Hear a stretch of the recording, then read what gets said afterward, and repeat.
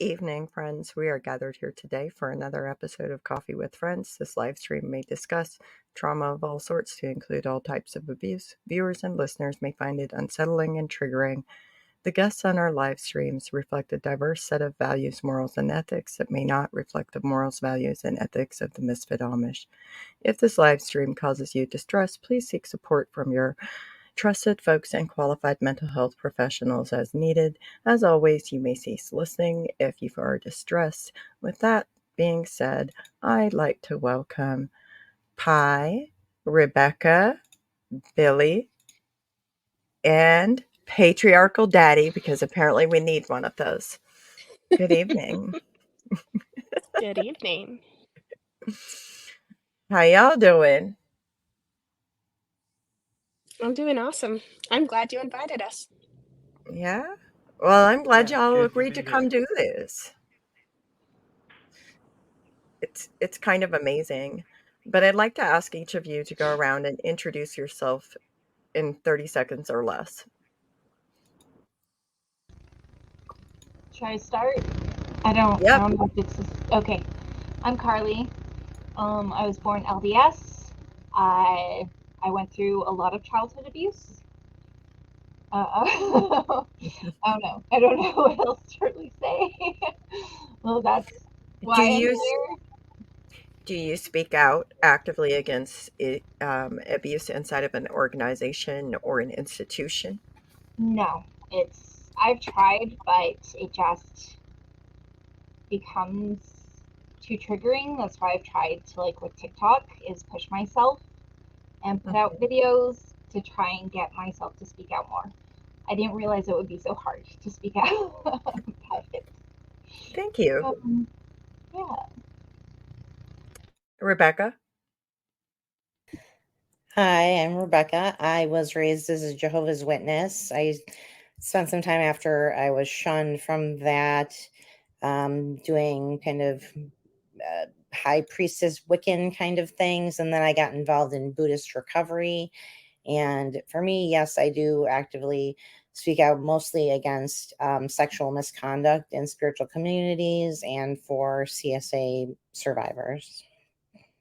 Thank you, Rebecca. I'm so glad you could join us. Danica? Or Danny, sorry. That's fine. My name's Danica. You call me Danny or Patriarchal Daddy. I don't care. I, like Carly, was also born into the Mormon Church, the Church of Jesus Christ of Latter-day Saints.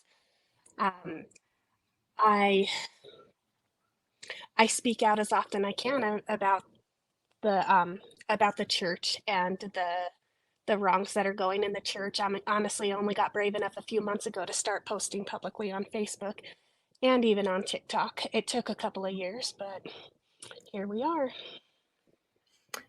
And thank you for that. I'm so glad you could be here. We are also joined by Tara. Would you like to give us a brief introduction to yourself in 30 seconds or less? Tara? My name's Tara. I think that might cover it.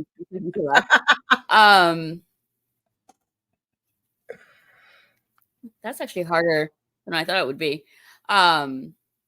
I come from a Southern Baptist background. And am I supposed to add if I speak out against abuse? Yes. Okay. So, yes.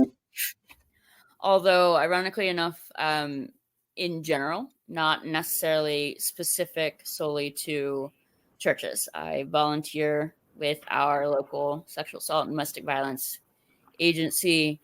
Mary lets me put my name on research that she's leading on child sexual abuse among Anabaptists. And I teach courses related to violence. Thank you, Tara. So glad you could join us. Hi, Barbie. We're asking everybody to introduce themselves in 30 seconds or less and tell us, like, if you speak out against abuse. I'm just about to introduce myself, right? You said? Introduce yourself. Yes. Who are you? My name is Barbie. I grew up in one of the Swartzentruber Amish communities. And I also live with a rare neuromuscular disease, which is why my speech is the way it is. I don't publicly speak out. Just been kinda dabbling in it a little bit. Thank you. I'm so glad you could join us. And now we have Billy. Is Billy still here? Yes, I'm here. I'm having some connection issues. I think I'll do better if I don't turn the camera on for a minute. But yeah, I come from a Mennonite background, and I love rabble-rousing and causing the Mennonite organizations to fear because they make wrong choices. And so that's kind of what I get involved with. I'm excited to say I no longer work for my Mennonite employer. So that's exciting news of late. Congratulations. Some of the people on the panel know all about that. Yeah, we kind of do. So thank you for all of that. I kind of wanted to give a little definition of like how research in Australia has recognized that a party to proceedings in domestic and family violence related cases may use a range of litigation tactics to gain an advantage over or to harass, intimidate, discredit, or otherwise control the other party. These tactics may be referred to in legislation and other bench books and by judicial officers as malicious, frivolous, vexatious, querulous, or an abusive process. I have put the link in the comments for our listeners who want to see that and who want to read the entire text. But I've also looked up like the definition of systemic abuse, and the one that I've been able to find what it means is basically saying of or pertaining to the general system or the body as a whole as a systemic thing. So, as a societal thing, when we start thinking about that, so Pi was telling us she doesn't really speak out so much. And why is that? I think it's been really difficult to speak out. One, because growing up, it was always, we weren't believed. We were always silenced. Also, there was a stigma that if you were abused, you must also be abusive. And so I had a lot of people that once they found out that we had been abused, we could no longer, like, that was cut off because they thought I'd be a bad influence on other kids.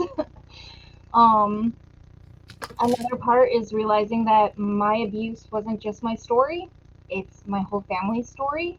And we're on many different paths of where we are, and some wanted to speak out and others haven't. So trying to navigate how to do that while trying to respect them, but also do what I need for myself. And then just society, yeah, it's very triggering. So I've tried to push myself with like TikTok videos and talking about my experiences, and I didn't realize how much of a toll it takes out on me. And so just trying to find that balance to be able to speak without also causing myself more damage, because yeah, I don't know, my body reacts when I speak out about it. So That sounds like a significant barrier against speaking out is not being able to separate out like what happened to you or what your experience was, and then the way that society responds, yeah. and then also how intertwined it is with your whole family. Thank you. Rebecca, what is the biggest barrier you've experienced in speaking out actively against abuse?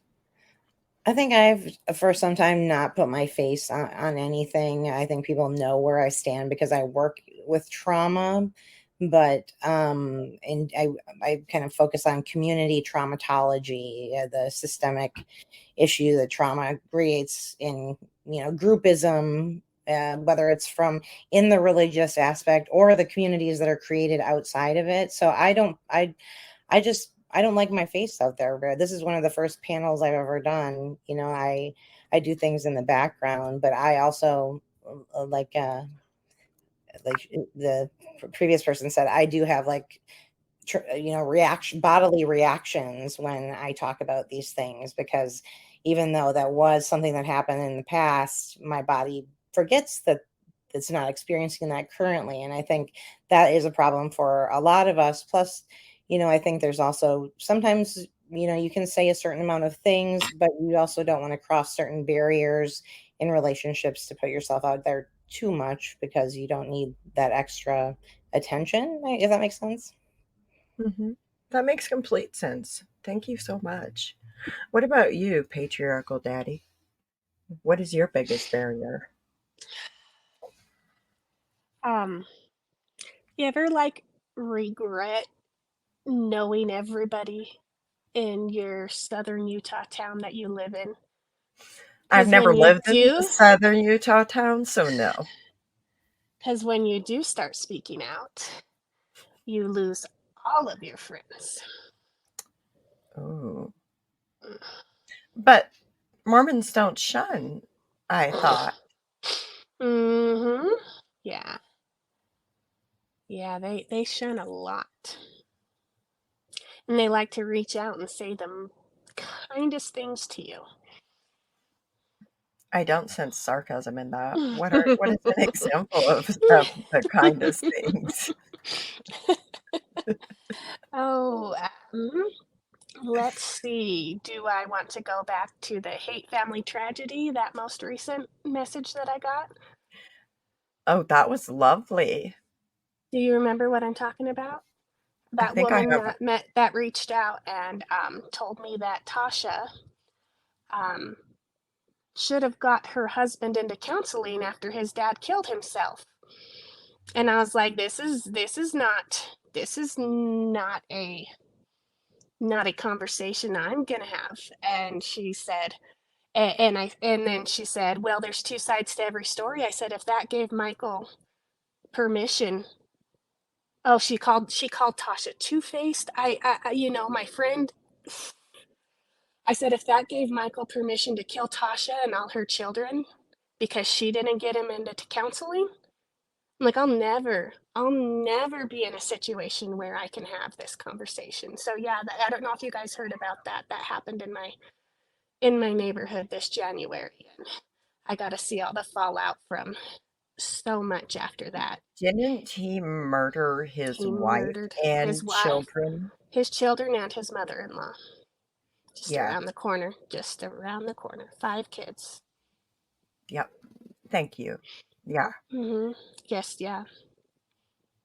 That has to be really difficult to speak out against. Like, it Yeah.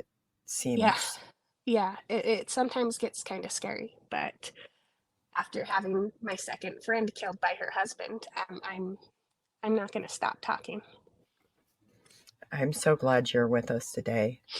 Thank you for sharing that. Thank you. What about you, Tara?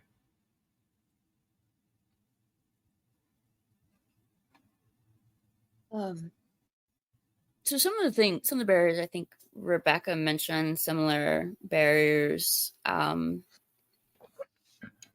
But one of the things I've found is if I am supporting one person, people are mostly okay with that. They are not okay with me saying, okay, well, this person is living in poverty, which is limiting their access to the resources.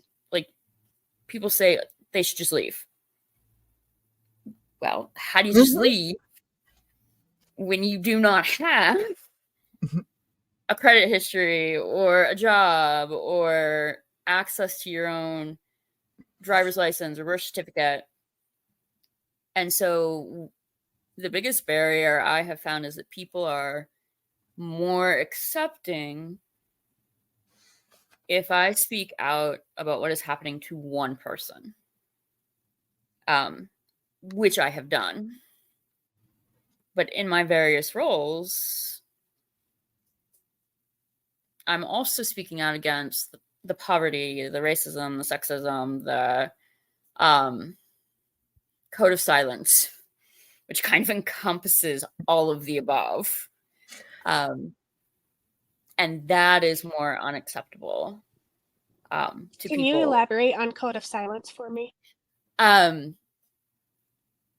Abuse isn't something we talk about because it's in the family. What happens behind closed doors stays behind closed doors. And so it really is kind of we don't talk about it, code of silence, in terms of it's just a family matter. It's not like I shouldn't be concerned if one of my students is being abused by their spouse because that's a family matter. Or if you belong to a church, would that also then apply if the church says that abuse shouldn't be talked outside of the church members because it's a church matter? There's that, and then there's the layer of, particularly if it is a male abusing somebody assigned female at birth, whether that is their child or their significant other, or sometimes even siblings, like that is his job. Like it's not just that it's a church matter, it's that he's being a good man. Rarely, she's being a good mother by teaching her children the proper way to behave. Well, no, she's abusing her children. Yeah. But within some churches, that is actually appropriate. Like that is considered the way to raise your children. And so it wasn't just not to be taken beyond the church. It wasn't a problem within the church. Child abuse is biblical. Yes. Yeah, that part too. And that creates the code of silence around this is not something that is a problem. Thank you. For that. Mm-hmm. And Billy, what would you say the biggest issue has been? I would re-echo a lot of what others on the panel are saying. I can only speak from my context and my experience, but in Mennonite world, we feel like everything needs to be kept within the faith, and to talk to those outside is seen as violence toward the group. Everything is about our collective group against the world, and so everything, right or wrong, needs to be kept inside. And as you can imagine, any deviations from that, whether it's a spoken rule or not, there's punishment for that. And there is this absolute institutional and sometimes self-preservation of people in power, so much that they're willing to sacrifice people's very livelihood or safety.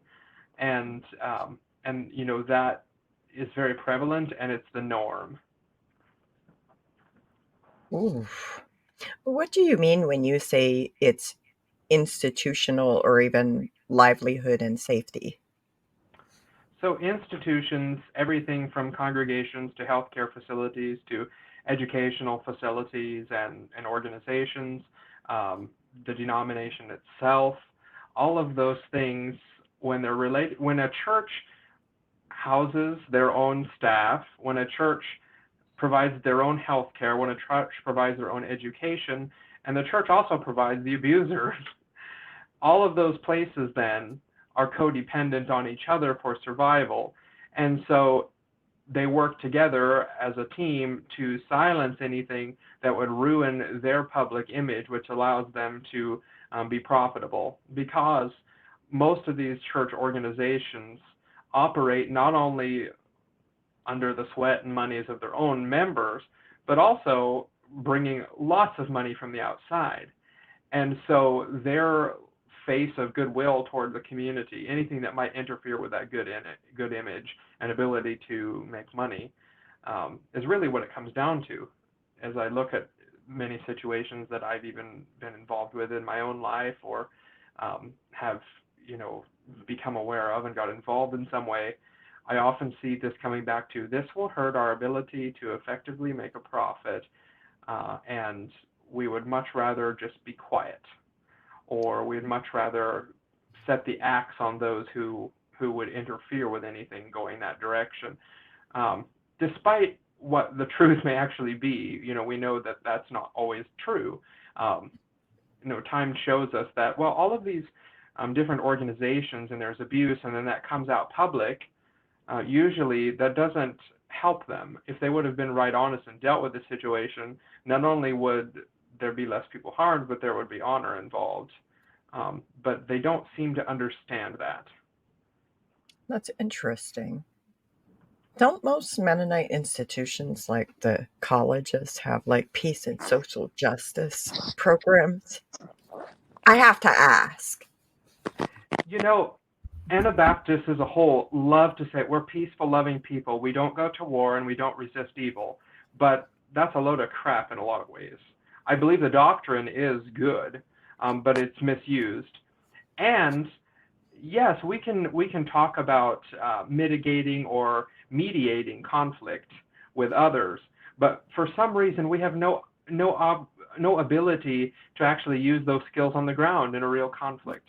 And that I find that interesting. It's all theory, because when it comes down to the facts on the ground, and especially Mennonite to Mennonite conflict, they're not capable. They shut down, and there's a lot of that. It's all this false front that adds to this image of we're just a pure innocent people seeking to do well, and we seek a more docile life than others, which when you find out what's going on inside of the group, inside of this closed circle, a lot of times it's way more violent than what we see going on in the so-called world that we see. The worldly people, they're the ones who are supposed to be dangerous, and they're the people who are supposed to be perverse, and they're the people who are supposed to be reprobate and robbing and stealing and pillaging. But I see that happening in our own circles, so I wonder, what makes us special compared to them? That's a really good question. Thank you. And what about you, Barbie? What is the biggest?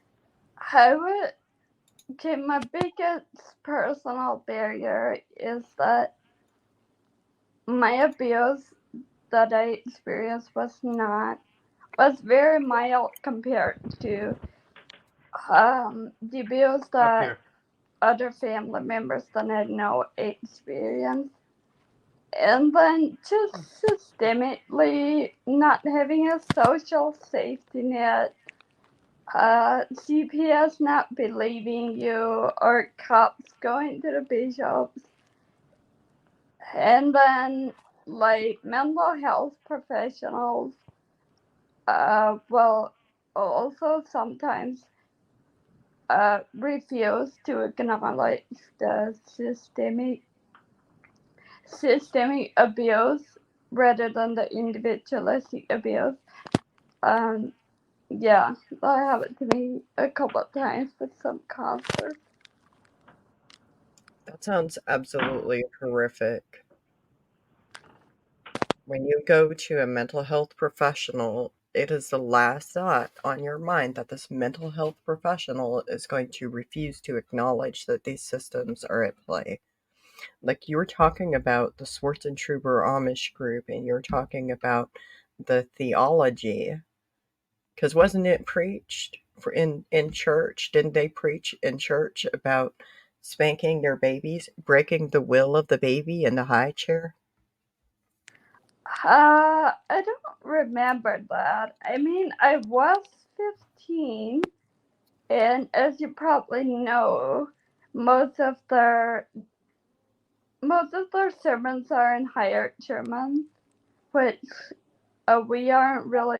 I wasn't taught Higher German, so I didn't really understand a lot of it. Oh But my God.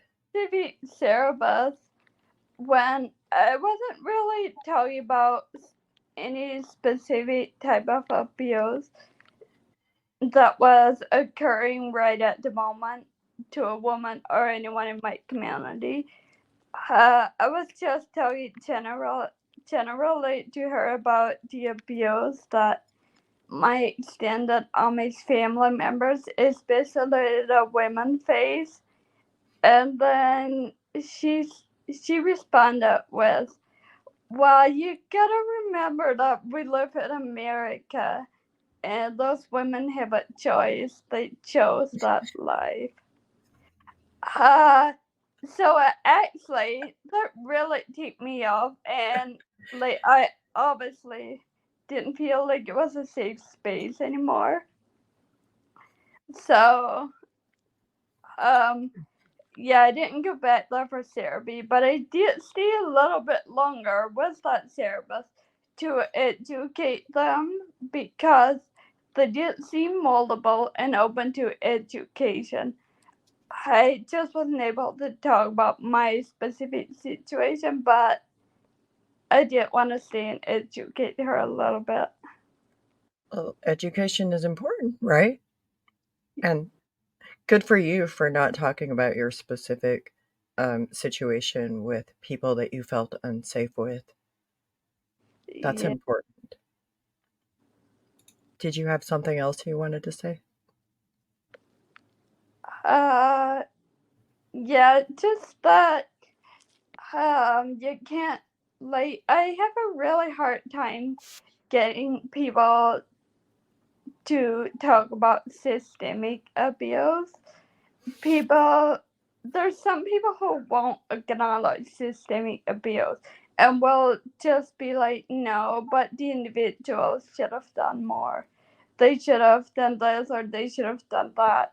But then there's some people who will acknowledge that, yes, the systems have to change, but they will quickly steer the conversation towards, well, but this individual.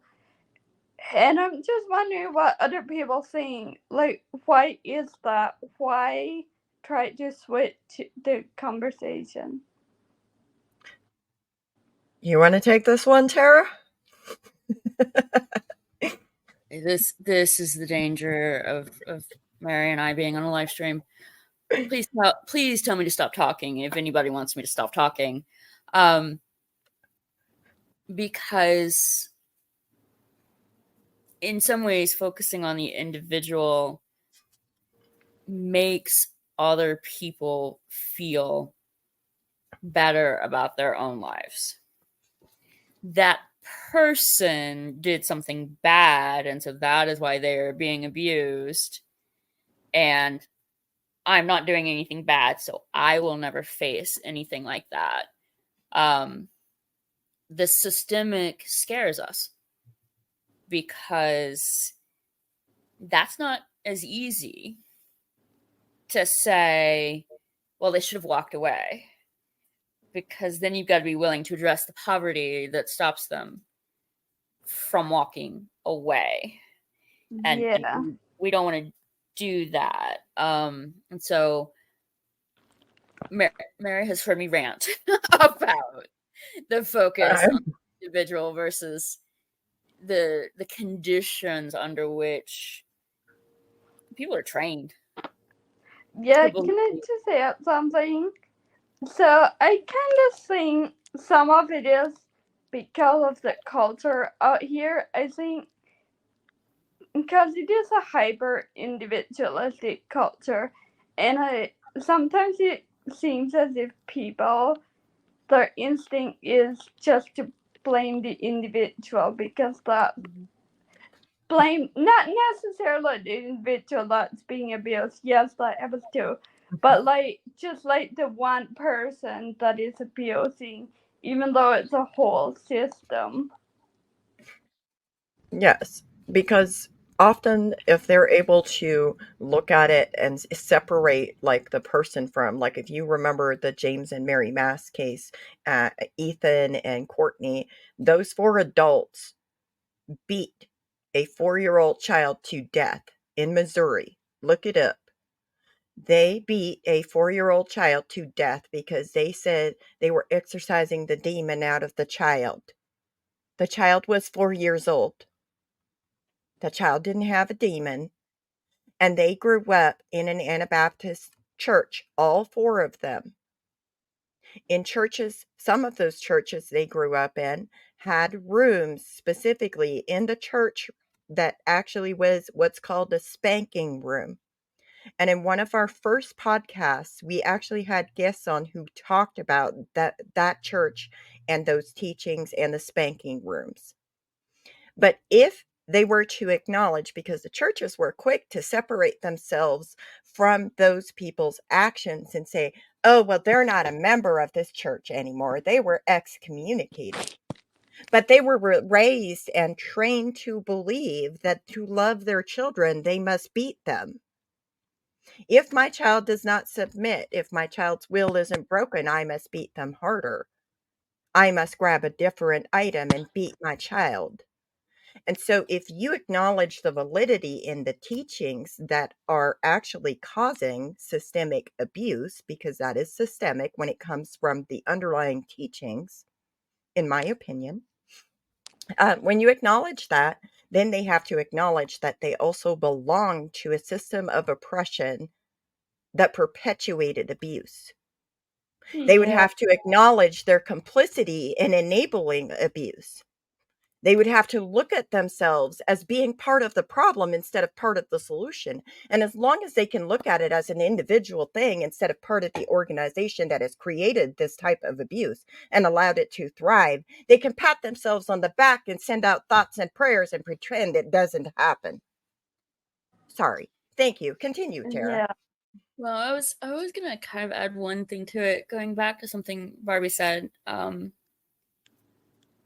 I am big on you do not need, like, okay, I teach college students. I am big on you do not need a college education to do advocacy and support work, although I think you need some form of training in oppression and coercion and systematic and systemic control. But one of the things that I have also seen that is part of this is even within a community of survivors, we mimic these systems of oppression that we have seen just in our broader communities. Abuse is abuse is abuse. Like, you don't get bonus points, for lack of a better word, for having experienced more severe forms of abuse. And we rank people. Yeah. You know, we put them in some kind of hierarchy. Like, I understand your type of abuse, so I'm going to listen to you, but I don't get your type of abuse, so I'm going to call it not abuse, and I'm not going to listen to you. So even within survivor groups, you see that hierarchy in types of, like, points awarded for experiencing different types of abuse. And I am going to be careful because I will go off on my soapbox on that, because I've absolutely had students who have been abused and they'll say things like, oh, it wasn't that bad. And yes, it is not the Trauma Olympics. That's in the chat. But we treat it as if it is. And Well, and I'll add to that that I've had many, many, many survivors tell me, well, my abuse wasn't as bad as yours. Please don't do that. We're not measuring trauma today. Tomorrow doesn't look good either. Thank you. I will stop there, or I'll go on all night about the problems with replicating hierarchies of oppression with an advocacy work. Oh, thank you for that. With that being said, let's pivot for a second. Hey, Sam, can I catch you up? Can you introduce yourself in 30 seconds or less, please?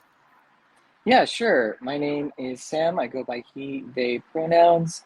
I am a survivor of conversion therapy, was raised as a Mormon in Provo, Utah. I'm a Mexican American, and I'm married to my husband for the last 12 years. And that is me. I help run a survivors group for other conversion therapy survivors every week. Thank you. I'm so glad you could join us. And I'd like for you to answer our first question and our second question as well, if you can. So, the first question is, what is the biggest barrier you've experienced in speaking out against systemic abuse? That was kind of hard for me to think about because I couldn't decide between gaslighting externally or gaslighting internally. So I guess I'll just have to say gaslighting in general. I think that's been the biggest problem. People that you tell your trauma to saying, it's not that bad, just get over it. You're fine. I don't see that as a problem. Or on the other side where you're like, you were just saying like, oh, I didn't go through it as bad as it could have been. My trauma doesn't matter. I should just get over it. Right. So I would say gaslighting is probably the biggest. So, what is your purpose in speaking out against systemic abuse? My purpose is to make sure that what happened to me never happens again to anyone else. Because as long as it's happening to other people and I have the power to stop it, I feel like that not only hinders my healing from trauma, but it feels like a thorn. It's like a pebble in my shoe that I can't take out if I'm not doing something about it. And I know that I can't fix the world, all by myself, but at least taking some type of action feels like it's not this constant annoyance or thorn in my side or pebble in my shoe. So, what I'm hearing from you is directly opposite of like what Pi was telling us, where like, she said, if I remember right, that they said that it it causes distress in their body to be able to speak out publicly. And I think, like, that is valid, and I just wanna point that out because sometimes, as survivors of specific types of abuse, we can have different experiences and different outcomes, and different things can be helpful. And I just wanted to point that out. Thank you. Thank you so And much. at different times too, because there have been times I felt exactly Yes. that way. Yes. And sometimes I need to take breaks. Like, I relate to what Sam said about it feeling like a thorn, like a pebble in your shoe. I feel like it's a burning in my chest, but there's that. There's that. But with that being said, our next question is, why do you think it's important to address systemic abuse versus an individualistic approach? And I'd like to start that off by asking Barbie, because Barbie, you are the reason we are having this conversation, and I'm grateful for it. Thank you. You're muted. You're muted, Barbie. Okay, can you hear me? Yes. We kind of have to address systemic abuse. Because if we don't, then abuse on an individual level is gonna keep being enabled, and it's gonna just keep happening. And I see it a lot. I see it a lot with my experience with being Amish. Thank you. I couldn't agree more. What about you, patriarchal daddy? Why do you think it's important? To speak out as the system and not just as one person, right? Yes. Because when we can finally get through to people that the system is causing this, and it's not just one bad Christian apple, then maybe they'll see that there's a lot of dots that are connecting. There's a lot of similarities that are happening in all these news articles. There's a lot of stats coming out of these Christian communities that are horrifying. And until we can get that through to people, they're just going to be able to listen to one story at a time and assume it's just one bad apple. I don't know how else to word that. Yeah. I think you're absolutely right about people saying it's just one bad apple. I mean, I could write a whole book on the one bad apple. I'm just saying. I'm sure some of you could write a whole book on that. But thank you. Thank you. And what about you, Sam? Why do you think it's important to address systemic versus individual? I feel like if you're only focused on individual, you're only solving half the problem. You're treating symptoms, but not the cause of the problem. And then you're also ignoring that the system is in individuals. Like, I don't see it's nature versus nurture. It's nature and nurture.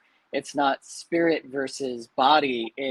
It's mind and body, right? Like, it's never just one exists on its own. It's synergistic, and it impacts each other. As soon as one individual changes, the system as a whole, even though slightly, does change, and vice versa. So it's like, if you're only focusing on one half of the problem, okay, I'm glad you're focused, but you also do need to remember that you have to be attacking both, or you're just treating symptoms and not actually fixing anything. Thank you for that. You actually made me think of this thing by Desmond Tutu, I think it is. It's like, it's not enough to just pull people who are drowning out of the river. Sometimes we have to go upstream and figure out why people are falling in the river and drowning in the first place. Thank you. And Billy, why do you think it's important? I think it's important to look at the systems because what I really see happening when we look at individual situations only, we're also asking the survivors of misconduct to bear the brunt of fixing it. And they have already had enough of a load put on them by what they experienced. And also, people perpetrating abuse, sometimes willful, sometimes not, there's no chance for them to have any reformation if they're in a system that enables and reinforces their behavior. So, for example, I can speak about the Anabaptist lens. We have this culture of, we obey up the hierarchy, the line of the people we're responsible for obeying, and we are very good at obeying the systems that we have in place. So, if we made right choices and adjusting those systems, it seems like people would be really well off. But getting them there, we know won't, because the people that are in power in those situations, things will collapse because they will no longer have the manipulation that they have. I have a question for you. Have those people in those positions of power benefited from the very systems at play that they refuse to dismantle or change?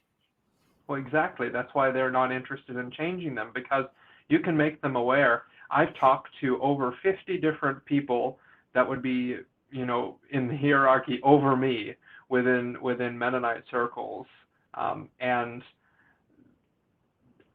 very few of them will acknowledge and or at least demonstrate that they understand. But even those who do understand, and they may be sympathetic, they recognize the risks to them as too great to take action, so they choose to be quiet. And so those kind of systems that lead people who even seek to do right to fear for their safety also, that tells me there's something else involved, and it goes way beyond the individual systems of abuse. Abuse doesn't have much chance to thrive if it's in a social system which educates people properly, which has, very simple concepts about what is you and what is not for you to do, and has very clear outlines about people's choices and their ability to choose whether they participate in an activity. I mean, every last part of that, but just simply people having the awareness and the belief that they can make choices for themselves drastically decreases that. Whereas I think it only makes sense that these communities of faith, the systemic abuse is greater because people aren't at liberty to make their own choices, especially in high control groups. They're called a high control group for a reason. And that's because every choice you make, whether it's where you will go to school, what kind of vehicle you drive, how you will dress, sometimes what you will eat, all of those sort of restrictions, the focus is on all of these things and playing the puppeteering game to look good. And it's all a big distraction from what's happening underneath. And so to bring us back to the question, that's why the system is what we have to attack, because we are going to run ourselves ragged if we only just chase these individual situations. Because as Sam said, we're chasing a symptom rather than the root cause. Thank you. That makes a lot of sense. I appreciate it. What about you, Tara? Actually, I think I'm gonna start kind of with a combination of what Pi has said and Billy just said, and some of what Sam, actually everybody has said. And this comes from my background in murder capital of the state, in low income. Like, sometimes surviving, just being there, is the act of resistance. Like, survivors should not have to bear the brunt. Going back to what Billy said, they should be allowed to live their lives on their own terms. They should not feel like they have to constantly be demanding recognition and demanding change. And so on one hand, to me, survivors living is a statement. Survivor surviving is an act of advocacy. And I think working on the individual level, helping survivors find the resources they need to do that. Like, I think that is worthy and that is valid, and that is part of what I do. But it does not matter how many individuals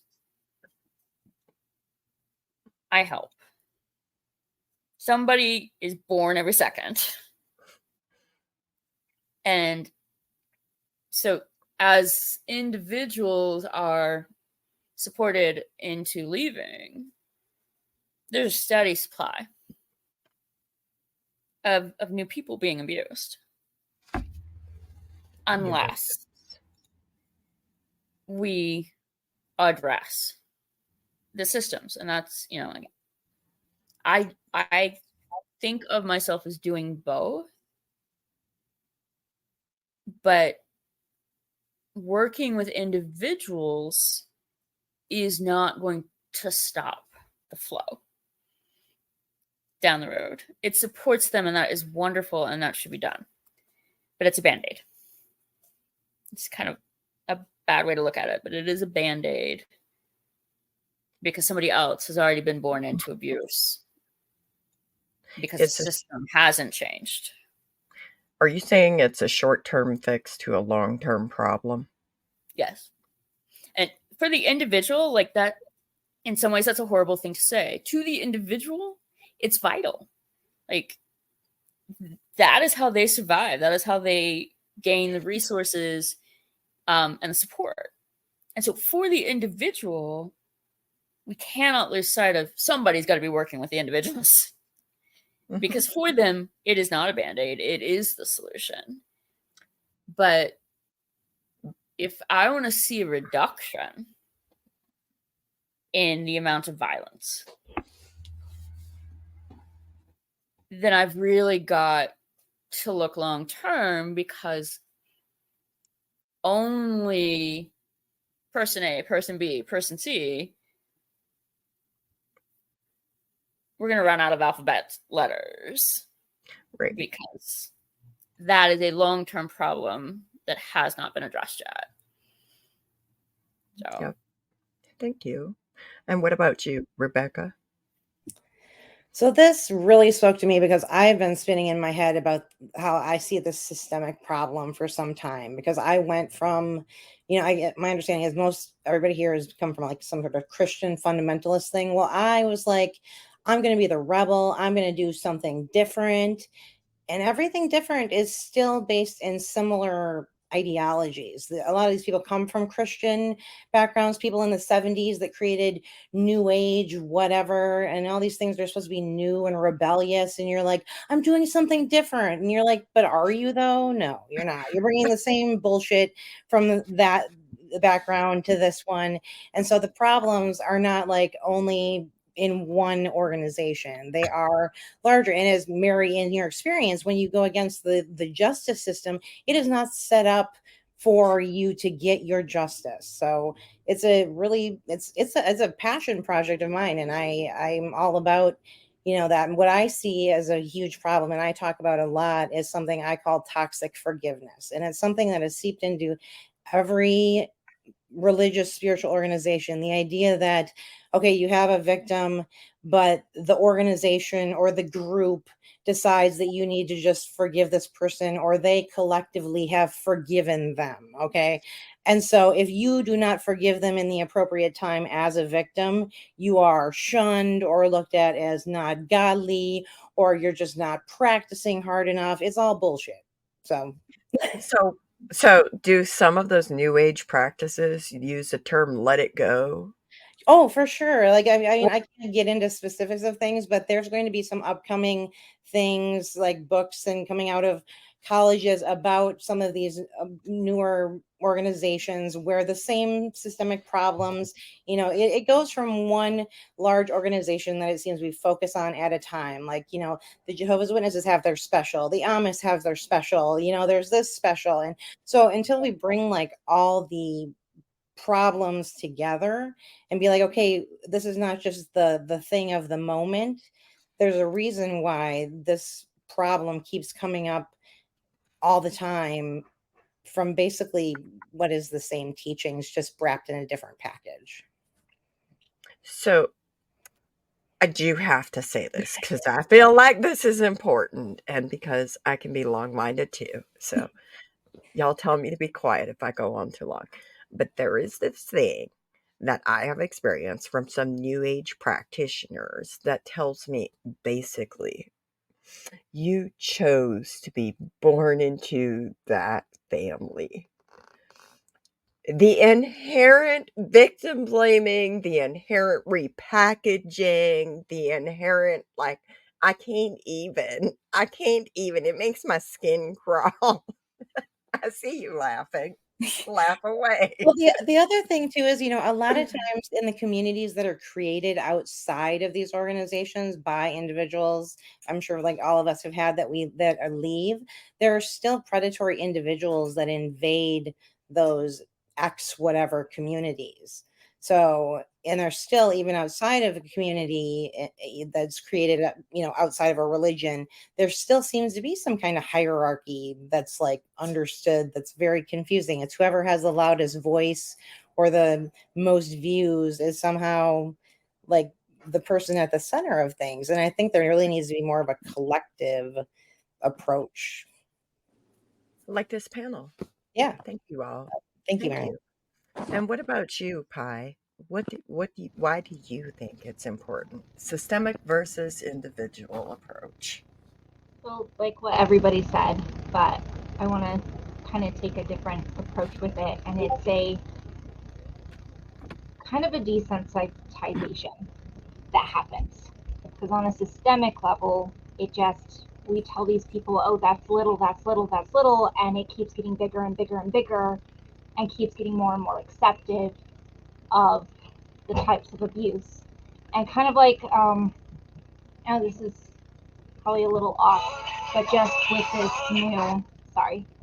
with what just happened with the Passenger 8 blogger, and just kind of talking about with the modesty culture, and how it's a lot easier to hide abuse when we blame people for what they wear. And you'll see it, like, even if somebody is wearing something where you can see the abuse, the bruises, everything, well, then it's suddenly you're a bad person or you deserve that because look at how you dress. And so it's this weird acceptance on a large scale that just keeps getting bigger and bigger and bigger of what's more accepted. And that causes major ripple effects to everybody. And like, we don't even see how some of these things affect all of our lives. Like we were talking about, does it benefit higher ups? Well, we've noticed that even when something doesn't benefit them and actively hurts them, they'll still want to do it for the idea of power.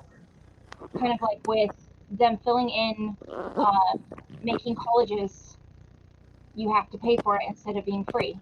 They're willing to hurt themselves in order to control and hurt others. And that's not sustainable in any way.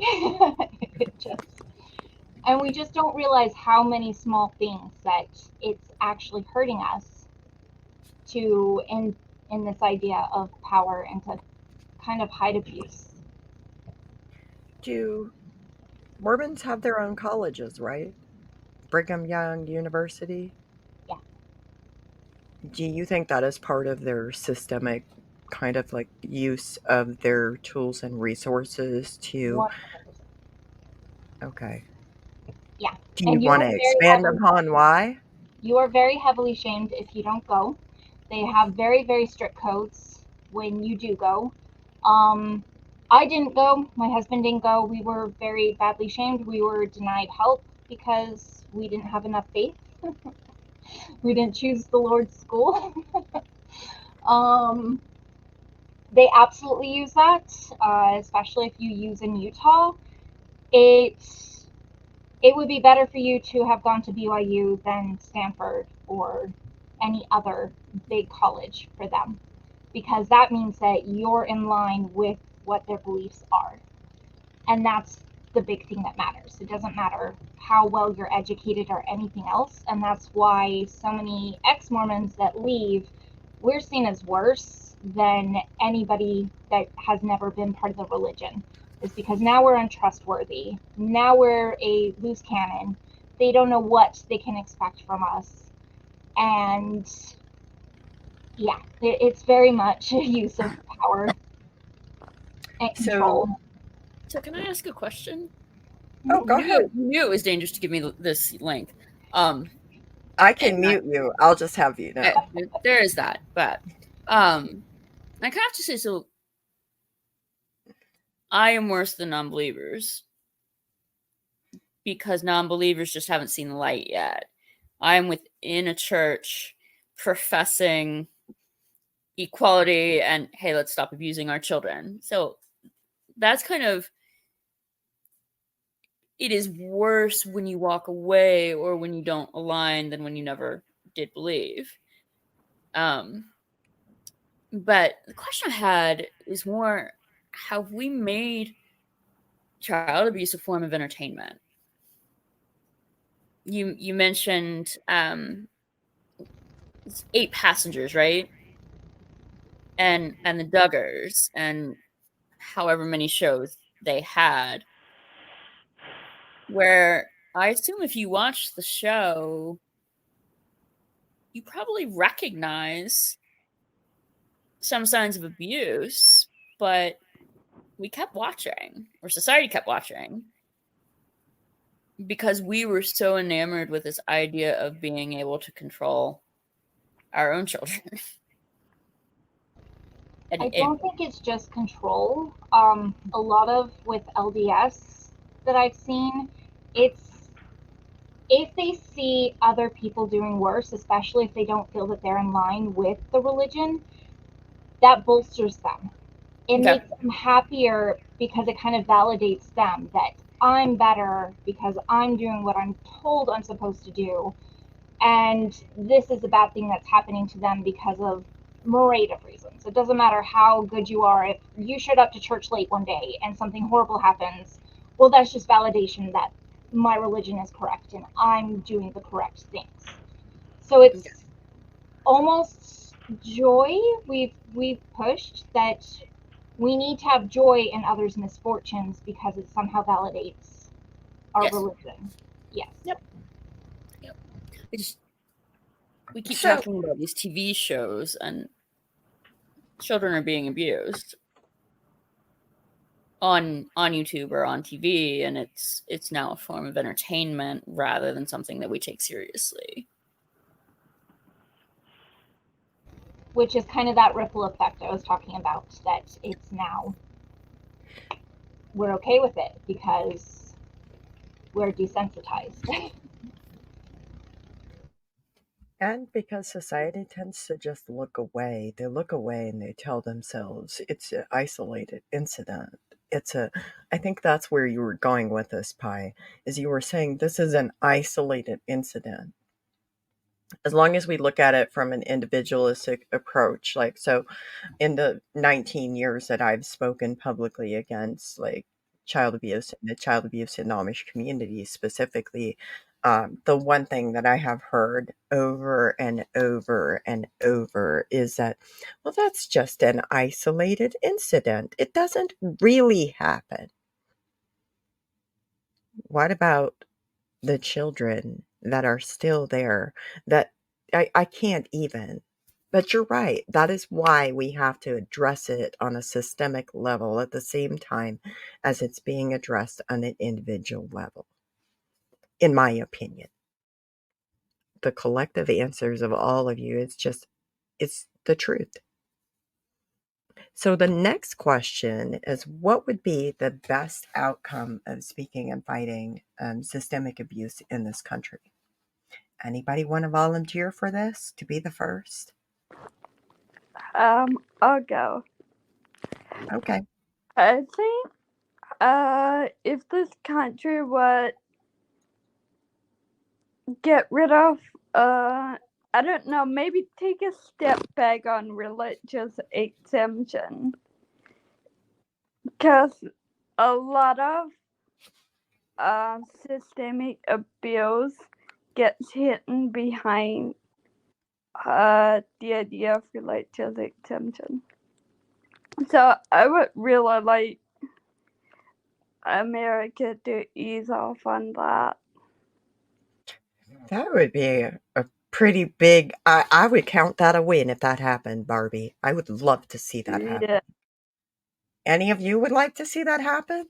I agree with that too. I think a lot of behaviors that otherwise would be considered criminal or at the very least a civil issue are somehow whitewashed under the guise of religion, and that's weird to me. Yeah. I wish it wasn't so, but it really is. So, you got some, Billy? You want to go? Sure. Well, I wasn't meaning to go next, but I think the theme I've seen, and it's kind of being revealed here in the talk, is, well, these religious systems are good for society. Good for society equals they're making money, and that, contributes to society. But the same sort of misconduct that is carried out by somebody who is less wealthy, who chooses not to belong to any organization, or who chose to leave such an organization, they will be prosecuted, and they will suffer consequences, sometimes for things which they didn't do or they didn't cause. But of course, if you belong to the good group, and people within the groups know it. So one time with the youth, we were together talking about how, when we drive as an entourage somewhere after church, we can go any speed we want because they can't pull us all over. And it's like, well, that's interesting. Or if we do get pulled over, well, if they see one of our sisters with the head covering on, or if it's a carload of girls that gets pulled over, they're innocent Mennonite people. They generally don't give them a ticket. And so it's interesting to me to see how that has played out. And not only is that privilege extended, but they know that they're being given a privilege, and it's almost as if, well, we're righteous people, so they respect us. I know Mary has even heard some recordings of lectures within the Holdeman Mennonite Church where they recognize privileges they've been given, and they use it as more fuel to bolster their control and example to the young people of why you should be good. If you want to avoid getting drafted to go to war, here's how. And I remember when we went to the Capitol and we met with those federal agent people, and they were in tears because of just how true our church was and all of this. I mean, it's propaganda, and because we don't know any better, we believed it our whole lives. So yeah, those systems, their power extends and interweaves even into the greater society, and I think it's why we see such a rise in Christian nationalism, and why it's not being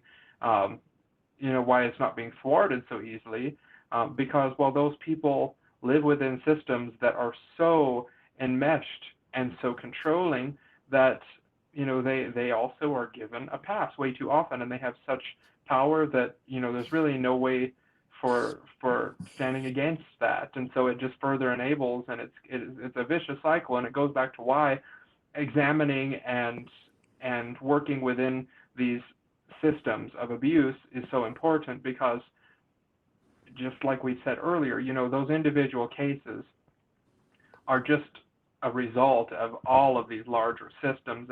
And one area that I have interest in studying more about is different types of societies and their structure and culture. What is abuse? What forms of abuse take place, and how are they dealt with, and how do they compare? Because abuse is abuse, as Tara said, and abuse happens, and abuse isn't necessarily tied to any of these specific groups, but what happens after definitely there's a lot of correlation there. Yeah, it really does. But what do you want to see as the outcome? Well, I think the outcome, and I don't know the answer to get there, but I would re-echo what I heard earlier. We need to absolutely stop giving any sort of religious or even ideological system a set of dominance, because it's not necessary.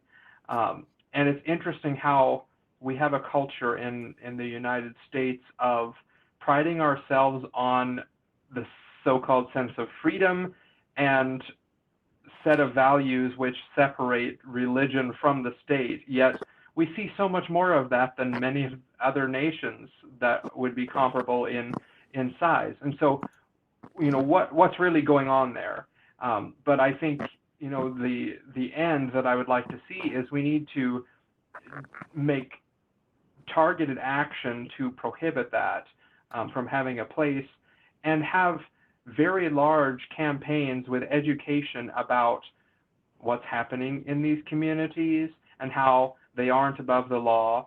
And it's something that's so enmeshed. I mean, it's not going to be an overnight, unless something happened and we all just got picked up and dropped on Mars and we eventually extinguish. I mean, the United States is going to be how they are for a while, but my part, can I speak up against things? Can I make someone question what they're doing? I suppose that may be all that I can do while I have breath. But in the end, I would dream of a society that just gives people those individual liberties that we claim to give, and live by them. And in the end, a lot of these religious systems, they are here, and they are so large here because of the way the government supports the way they operate. Yeah. What about you, Sam? What would you see as the best outcome? So I had a flood of thoughts. I will try really hard to condense them. as we were talking about systems, I realized when you talk about systems, you're just trying to like, take a step back and see everything as a whole. So I tried to see our conversation take a step back as a whole, what is going on here. And I was reminded of one of the first lectures I had as in my training as a therapist. We talked about something called the addressing model.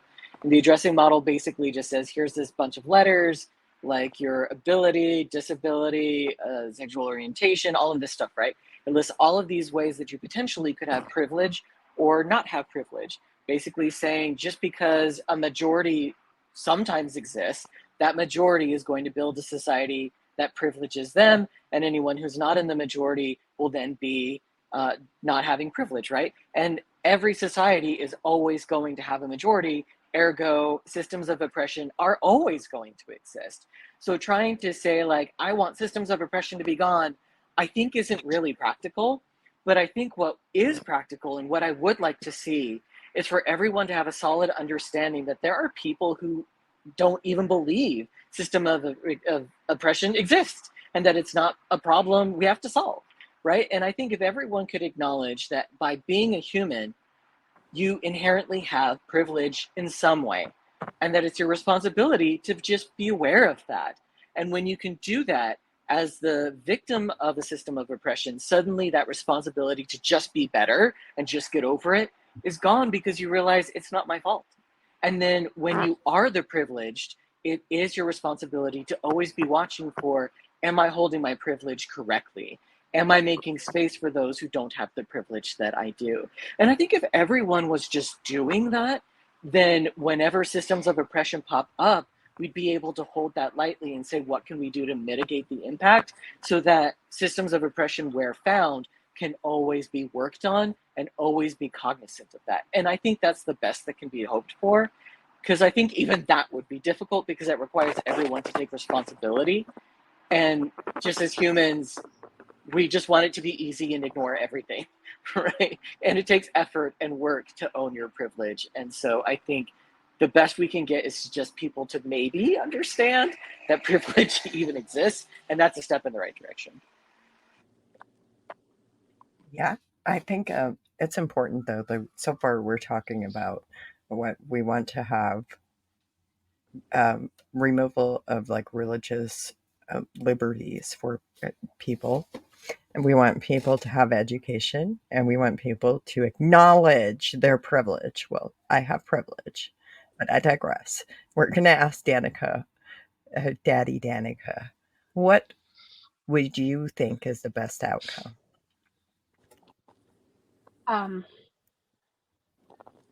No best outcome, but what I guess what I would like to see. How could we go into the middle of these communities and teach people what child abuse is legally, safely? Is that ever going to be an option? I don't know.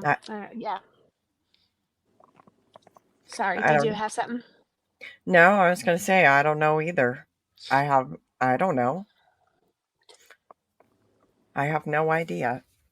Because, I mean, like, there can be outreach efforts. And I would say this because if you follow my work, you know that we have created, in collaboration with professionals, printable brochures that have been circulated within some Amish communities.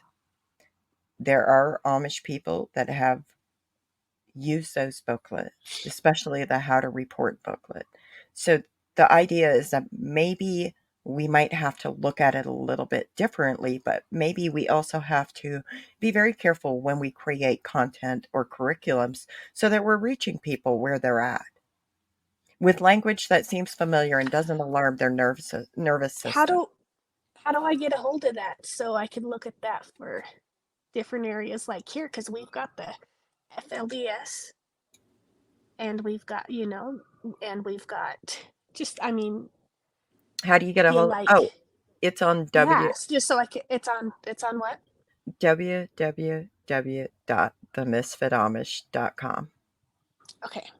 There's I'd a like to look through all resources. of those. Yes. And then yeah, it's all different languages, obviously, from Mormon to Amish. But But they're written in English. They're just specifically targeted to bridge the language barrier, to yeah, bridge that gap. So I'm thinking maybe that could be an idea. I don't know. Is it realistic? Could be. Might not be. You never know might not until you be. But I try. mean, if it could Yeah. be. What about I you, would. Pi? Oh, I'm sorry. No, you're good. You're good. Go ahead. What about you, Pi? What would you want to be an ideal outcome? I'm just gonna focus on one thing because there's way too many otherwise. I'm not good at explaining stuff, so I'll just explain why. Today I've had 2 interactions.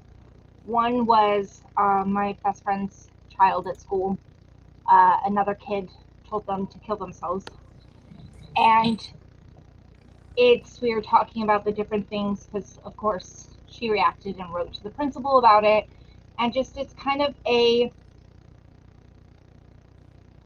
were saying if she would have responded back with something like, I really wish you would instead, of how that would be that she would get in trouble, but the person doesn't. And just thinking about when I was a kid and being picked on and bullied, and what I've seen with my kids and how the society in whole reacts to that. It's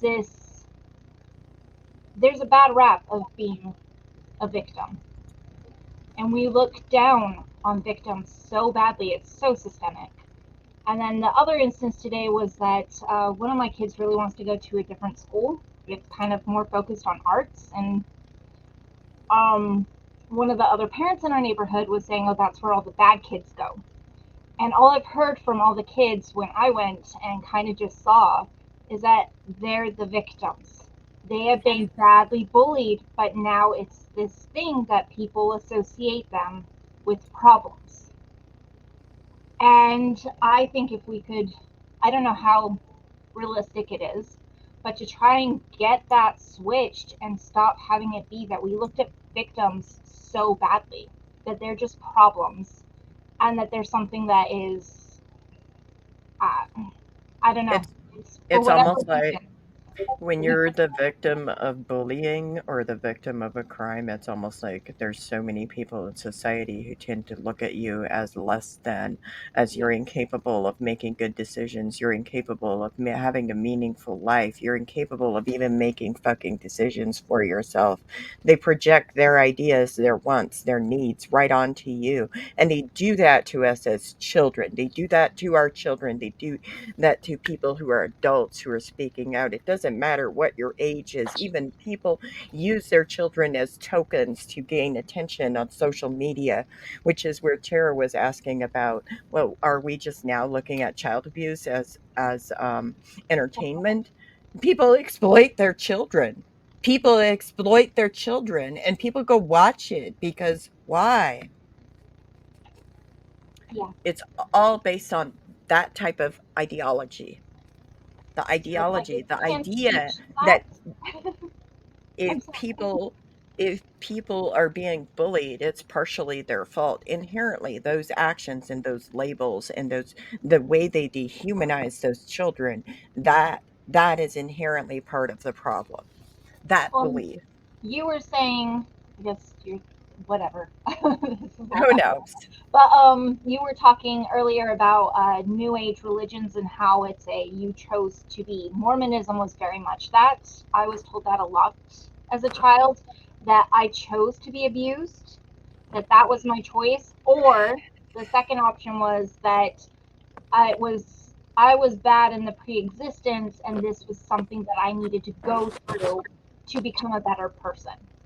And so it's like either way, it's victim blaming, because the one It's way is like, you dehumanizing. chose this, so deal with it, and the other way is, well, you were a bad person, and I'm not going to stop you. And in that sense, people just do. They will say, well, you were bad. So we were told that a lot. Well, have you just thought of just being a better child?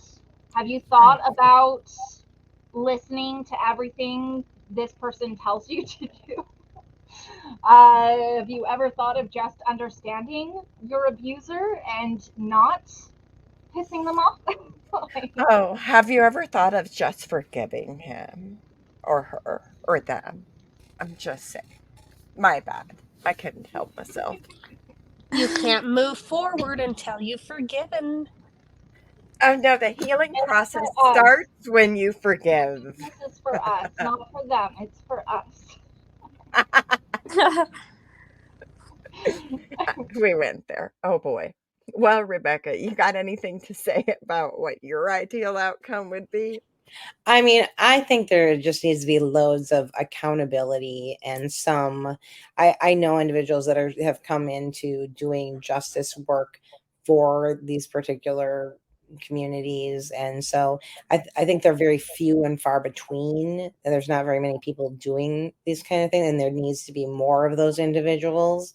I think you'll see some of them when you're doing like your religious trauma conference. There are people out there that do this, but the information isn't really out there. But I think number one, there is this idea, because I've done recovery work. A lot of recovery work, when you look at like 12 step, I'm not sure if you're, are still based in Christianity. So there's this whole making amends thing. Again, it's the problem of putting it off to this imaginary thing or this forgiveness aspect that allows you to take absolutely no accountability, and the victim to, like you were saying, Pi, to basically feel bullied and blamed like it was that it's weird, the dynamic that's been created. So is that from religion? Is that societal? Like I can't really pin down why that is the case, but I just know with where I came from, I just always had like I was always like the moral compass. When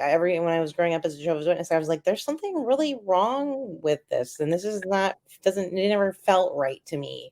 And so I'm very empathic in communities. I can pick out the people that I know are going to be a problem, and I've had to do that.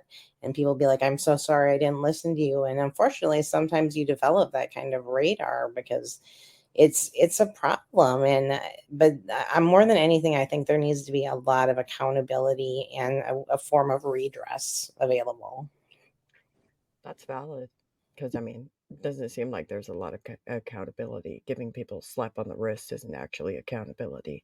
And furthermore, it's also not vindictive or grooming to want to see institutions or organizations held accountable for the abuse they have covered up or perpetuated. It's also not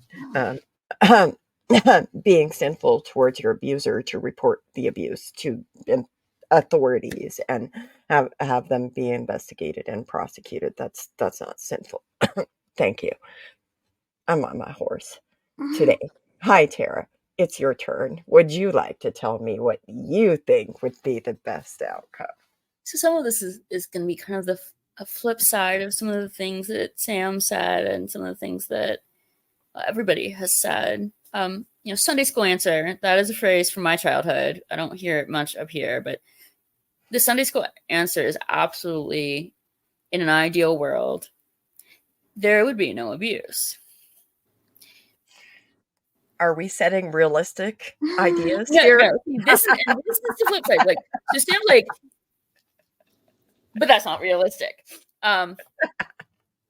It's not, but I'm not quite ready to give up on that vision. In part, my sister has a 7-year-old, and thinking about the world that a 7-year-old child raised in Florida in a Southern Baptist church and the Florida today, like, I'm not quite ready to say I know what is going to happen. I'd like to believe that will be addressed. It's not going to be. But one step towards it, we live in a box. Most of the time, we don't even recognize the box that we're in. Like, my box as a, middle-aged 45-year-old white woman with a PhD is, yes. is totally different from the box of a 45-year-old white woman without a PhD. Or what about the 45-year-old white woman that's queer? How about that? Or about the 45-year-old. That's a discussion for another I day. digress. But most of us don't know the boxes we're in, and I look at my students. This semester, I'm teaching a course in Intro to LGBTQ. We're talk about civil rights, and we're talking about history. And because people coast, to use Sam's terminology, like you take the easy way. Even survivors, as they build their lives, hopefully, away from the abuse, we follow routine. We coast. We have no idea about the laws that provide us the rights that we think are inherent because we are human beings that can be taken away from us. And so Mary and I were talking about Obergefell v. Hodges. And the fact that if that's overturned, the law that was passed to protect marriage equality doesn't provide full marriage equality.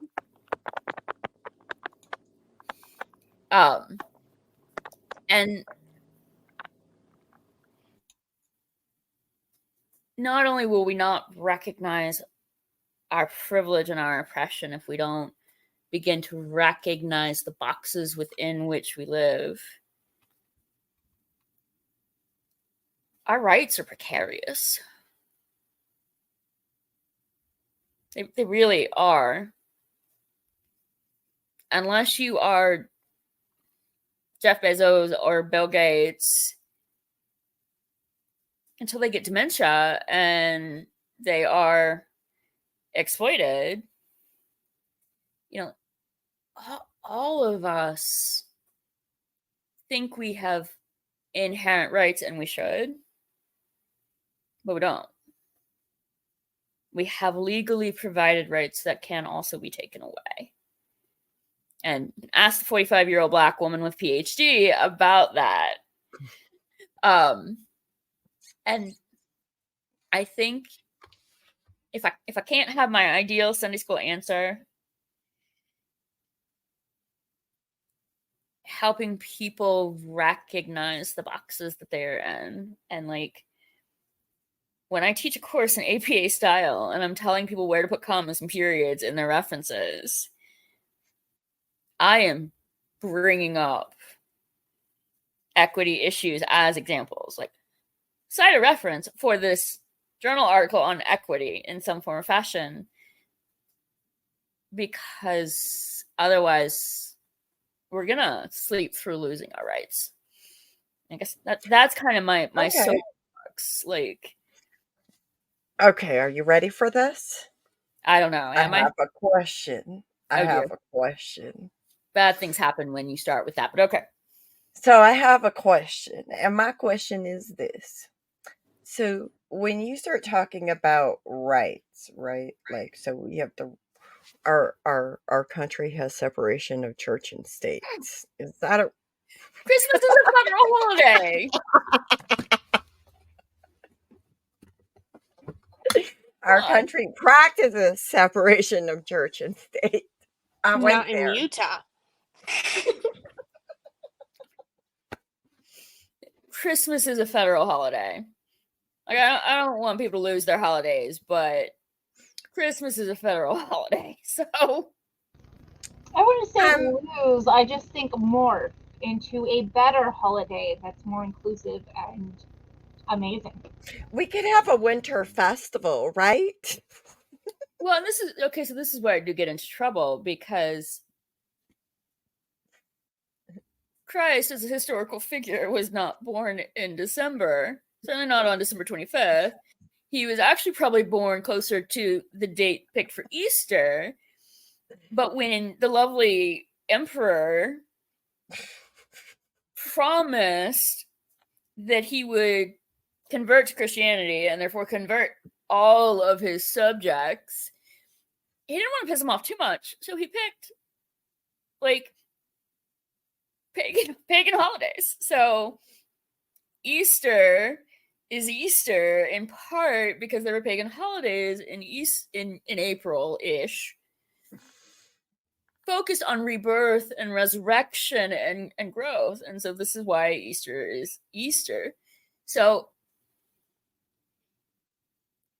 I grew up in a Southern Baptist church. I do not belong to a Southern Baptist church anymore. I belong to a United Methodist church.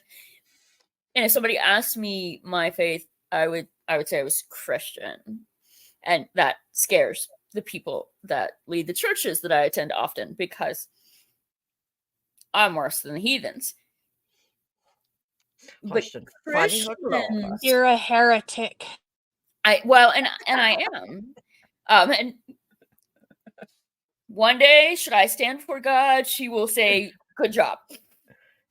Oh, you just referred to God as she. Yeah. Oh, I go back and forth. She, he, I'm not comfortable with it for a variety of reasons, but it is the height of human arrogance to interpret a supreme being, all-knowing, omniscient, as a human male. Like, come on. Mary, I knew I'd like your other friends too. And but I mean, Christians in this country don't have to know their faith. Like, with some various exceptions, particularly, again, Protestant. Oh, I'm Southern Baptist. Okay, what's that mean? Well, I'm a member of this Southern Baptist church. And? Well, every Sunday I go to church. Okay, and? hey, Tara, can you tell me why the Southern Baptist Church was founded? Have y'all heard this?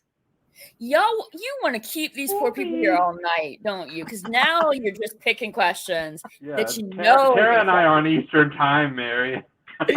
Okay, my bad. I will go off for days on this, because as I once told Mary, I grew up Southern Baptist, and we never talked about our history, ever. And so a few years ago, somebody says something about, well, they're racist. I'm like, well, okay, yeah. Then they said, and they're built on slavery. And I'm like, no. The origins of the Southern Baptist Church came about with Civil War.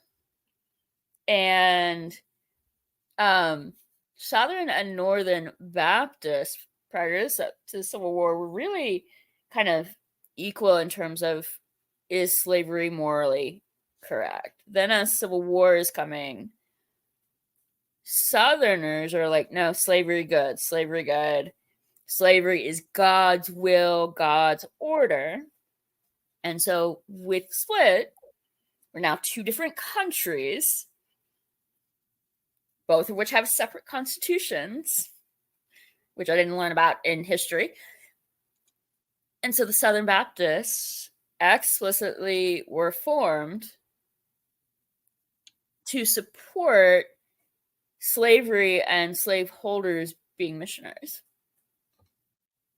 Which is horrific. Thank you for explaining that. But they did apologize about 20 years ago. Where's their reparations? My bad. Oops. They apologized. Like, and this, going back to some of the things that lead to You need to forgive. An apology is all you should expect, because you should forgive. There is no need for reparations beyond an apology. Oh. Like, okay, well, the Southern Baptist Church has done spoken. We all heard it from Tara. Oh yeah, and the Southern Baptists can be up in arms because I'm no longer a Southern Baptist, and here I am talking about them. But whatever. How dare you? I know, right? Pretty Did much. I miss anybody on like what your outcome would be? Did I miss anybody? I got everybody going once, going twice, sold. Okay. Now we're going to talk about if y'all have any parting words to anyone in an abusive situation today. in 30 seconds or less.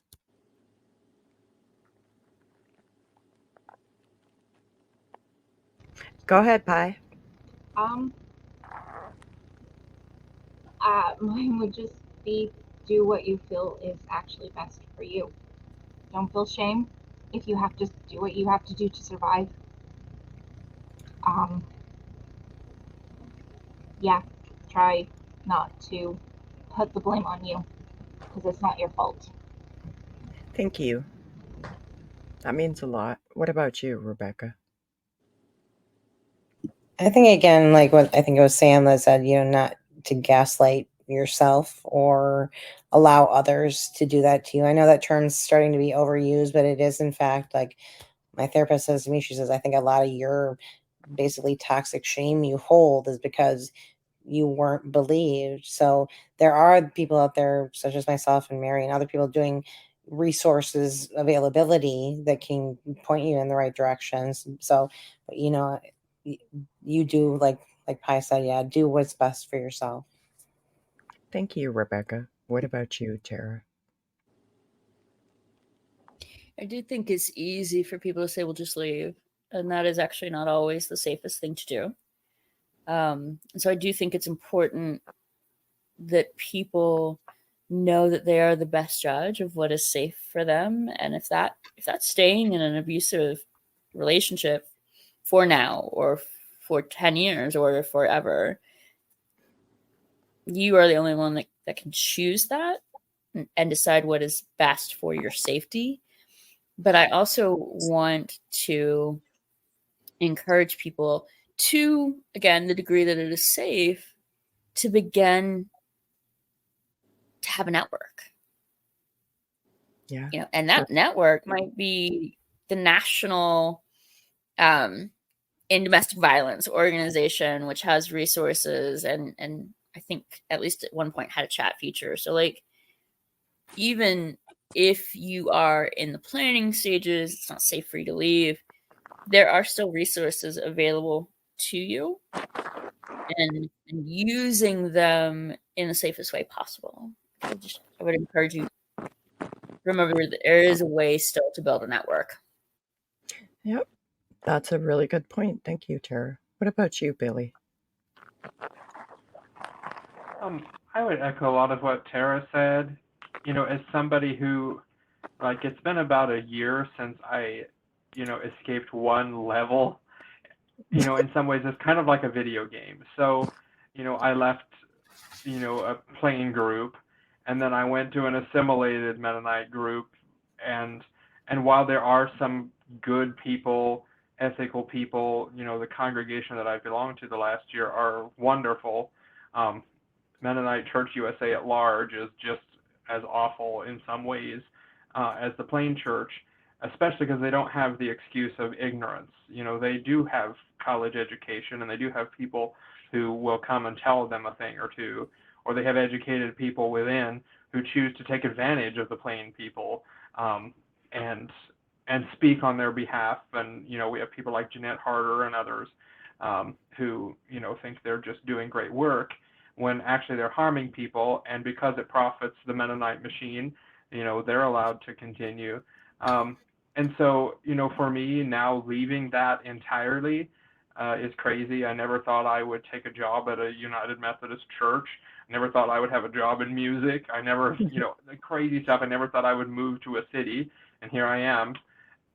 So take the steps you need to be safe. For me, leaving at first was, I don't know anything about the world, so I'm going to go to the closest thing, even though I know the assimilated Mennonites are just as fucked up as the others. That's where I felt safe going at the time. And I still have many, many friends. I still theologically feel very Mennonite, but there are certain distinctives that I'm like, hold on. Let's question that. And questioning is okay. And I'm going to support your right to question and not agree, because whether you agree with me does not make any difference in eternity for you or I. So let's talk about it, because we've got things to learn and grow. So take the steps you need. That is so important. Listen to messages like this. I only left because of one of Mary's hosted podcasts. because I learned so much from other people who had been there. I never knew anybody who left, because to talk to those who either have left and they come close enough, to a church service, or even if they come back, you're not allowed to talk about what happened. And obviously somebody who has chosen to return hasn't really escaped it. And so you just know that if I leave, I'm just wandering in the wilderness. So yeah, take what you need to be safe. Take baby steps if you have to, but just keep leaning on those people that are supportive and that show that they are safe. That's a really powerful message, Billy. Thank you. What about you, Sam? In my work with conversion therapy survivors, I am most consistently saying the problem that we deal with is we think we deserved our torture. And we believed that it was selfish to assert ourselves. It was selfish to say no. And we have a hard time looking at our abusers and saying, no, it was wrong and I deserve better. And so I think my advice for anyone who's in an abusive relationship is to remember that it's not your fault, and that when someone is telling you you're selfish, it's because they know that you very likely take ethics very seriously, because you know what it's like to be harmed and you refuse to harm others, and they're weaponizing your heart and your ethics and your empathy against you, and that you do not have to believe them. You get to take your empathy for everyone else and turn it around and care for yourself first. And you will help others significantly more if you stop that abuse by caring for yourself. Because if what's happening to you, you would not stand for someone else, then it's time to remind yourself that you are someone else for someone. That's very powerful too. What about you, Danny? Do you have a message? I did, but I saw a squirrel and my mind just went blank. So I'll come right back. Okay, squirrel. What did the squirrel say? The squirrels are pretty cool. Squirrel might have a message. Yeah, what did the squirrel say? I feel like it was a message. Come on. Maybe that Danica shouldn't speak right now.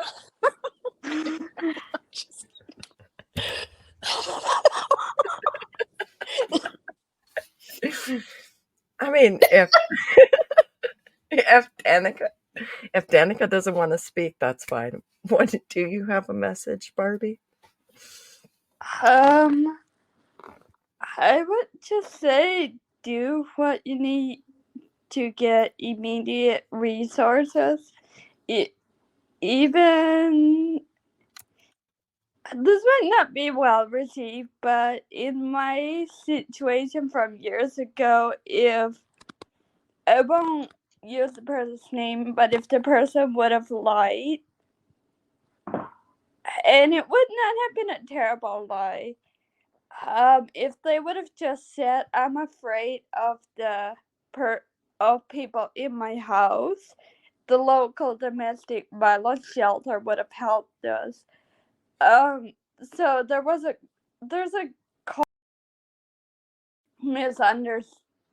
I don't know. It's cultural ignorance, but anyway, a lot of these shelters will locally not take you if you're afraid of the people in the community, but it's not the people in your house, so they didn't take us.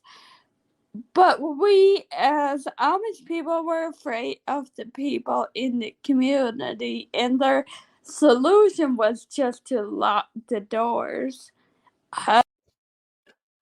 It's not that simple. So lying sometimes is okay, and also pretending to be a Christian in order to get resources is okay. I think it is. Thank you for that, and thank you for sharing. It really is not okay. I know that sometimes there can be a lot of difficulties for survivors to access resources, specifically from Amish communities. I've had DV advocates tell me that they were trained to turn away, to send Amish survivors, refer them back to their communities for support. And I don't agree with that. That is inappropriate. That is wrong. That is unhelpful. And so I say that Amish survivors deserve support. You deserve support. Your family deserves support. And you shouldn't have to lie about it. But if you have to, I don't know. It is what it is. You got to do what is going to keep you safe. What about you, Yeah. Danny? It's okay to lie. Yeah. What about you, Danny? You're ready for me now? Yes. Okay. If the I'm squirrel so has sorry left. about that. The squirrel left. If I could tell anybody anything, it's your story is powerful. Your story is important. Your story deserves to be heard. Your story deserves to be shared. Your story deserves to be listened to. Anybody that can. I know there are people who can't right now, but when people can start seeing red flags because of the education we're giving from your stories, so much can change. That's all. Be safe.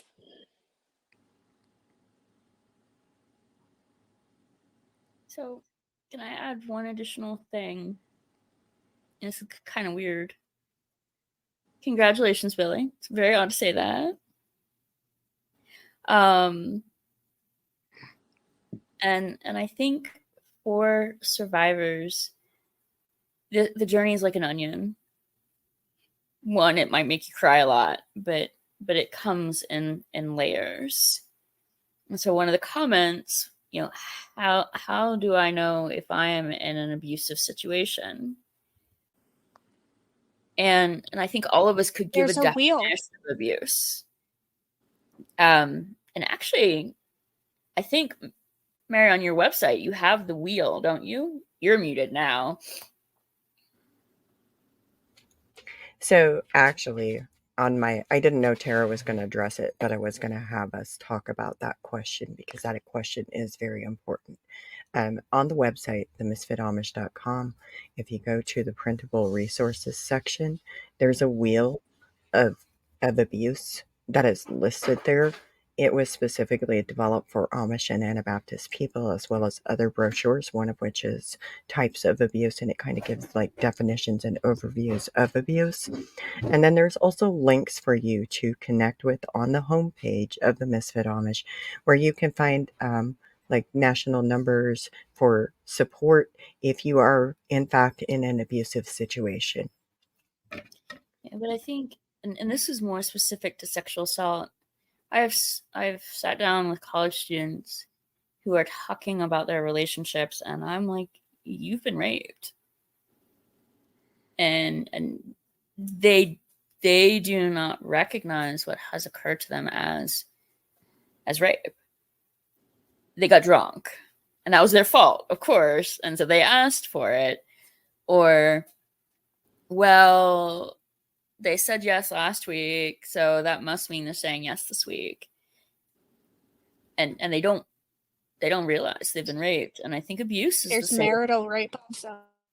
Yeah. And I have students who don't believe that's a possibility. And I'm like, no, putting a ring on it does not mean consent forever and ever, amen. And rape is a form of domestic violence in partnerships. Like, rape can be a form of domestic violence, but we don't always recognize in the moment that what we have experienced is rape because it doesn't fit our stereotype of what rape is. And so, kind of going back to that question of, how do you know if a situation is abusive? And this is not necessarily a pretty answer or a comforting answer, but sometimes you don't right away. Like, it is a journey. It's like that onion where you listen to a podcast like this one, or you read a blog post and you go, that's weird. And so maybe like you begin a process, kind of going back to what Billy said, like you leave one aspect of the abuse and you're like, oh, there's still abuse. And so you leave that aspect. And like I said, it's very odd congratulating someone for, leaving a situation, but to put Billy on the spot, going back to, to what he said, this is part of the process. It's not one and done. And I think for survivors, that's important. Like, it's not one and done. Well, it also doesn't. I don't think it's ever one and done. It also doesn't mean that just because we escape one abusive situation, we can't end up in another abusive relationship or in another abusive or coercive controlling group or even in another high control group. It simply means that sometimes we need to encourage and foster our ability to, one, make decisions, to two, critically think and question things, and to three, take action in a way that is safe for us. And that's where Billy's talking about taking those steps and doing those things. Because when you do that, then you tend to go further than you maybe thought was ever possible. And maybe your life has meaning after all. Maybe your life is allowed to have meaning. Do you think?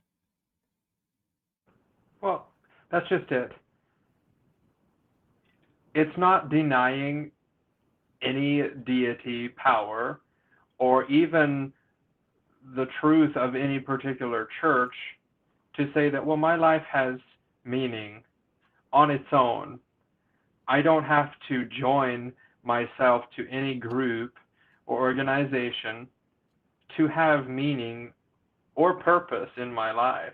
Because what I found is a lot of what I was told is my purpose when I decided to be a Christian hasn't been what I'm called to do. So often what I'm called to do is to kick back against the very church that I'm supposed to obey and frustrate the people inside. And even when I came, to my most recent place, I told them right from the get-go, if these things happen, I'm not going to be quiet. And they did not really understand what they were accepting in that, because, in the end, I had this meeting and I said, here's the list of things that did not get resolved, and you expect me to come back to you now and trust that you'll do something about this situation? It was just so obvious to me that they didn't understand that they never actually did anything about these different problems. Well, you just didn't like the resolution that we came to. And it's like, well, no, I did not like it because, it's still harming people. And when we add more,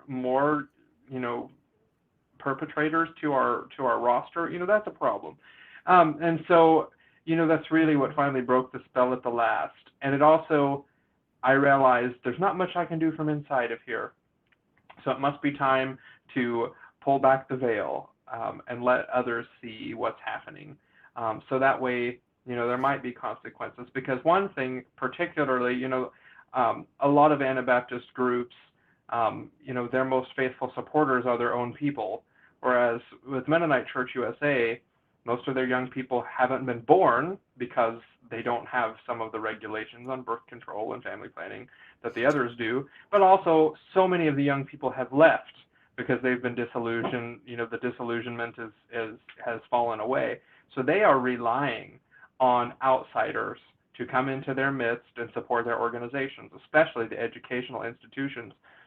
It started first with the boarding schools. So many outsiders would drop their children off at these boarding schools run by Mennonites, and you can just imagine what all is happening there. And then colleges, it's a lot of the same now, where we have people recruiting them to this idealistic, wonderful utopian place where, you know, we love everybody and we don't believe in violence. And then they come and they get raped and pillaged and lied to, and they're pissed. But, you know, they're young people. They don't have the privilege of being listened to when they do try to get help. And, you know, and it still continues. And so, yeah, those points of don't stop talking if it's safe. You know, there was a lot of things that although I was pretty bold, there were some things I didn't say while I still worked for Goshen College because of what consequences would come. I had a few meetings where they said, you know, you should be careful about how you represent the college, you know, that you represent the college. Well, it's like, yeah, but your public image is not my problem. You're the people who did wrong, so you should do something about that. You know, they didn't like my answer either. And so one time I was bold enough to say, well, you know, you didn't like how I responded when you made wrong choices, so I suppose we're even.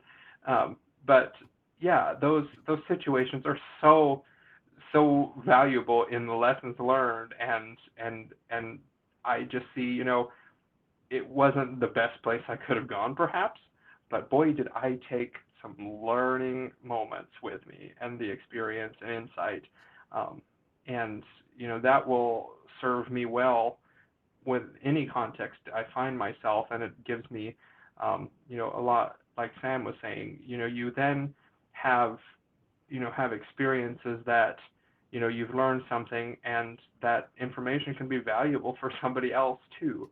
And so sharing that experience is important. Sometimes we don't do it enough. So Yeah, that's question, going back to the original question of the commenter, like, we could probably all give a laundry list of, if someone does this to you, it is abusive. If someone does that to you, it is abusive. But I think abusers are constantly reinventing and coming up with new ways to control. So I wonder if, kind of based on how Billy described things, and well, you know, my own opinion, because of course the world revolves around me, but